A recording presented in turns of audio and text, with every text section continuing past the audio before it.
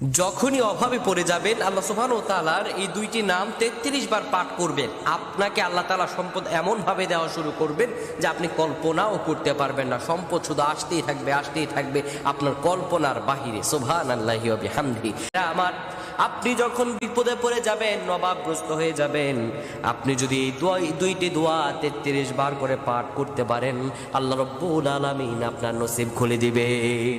এক নাম্বার আপনি বলবেন ইয়া রাউফ, ইয়া রাউফ, ইয়া রাউফ 33 বার পাঠ করবেন।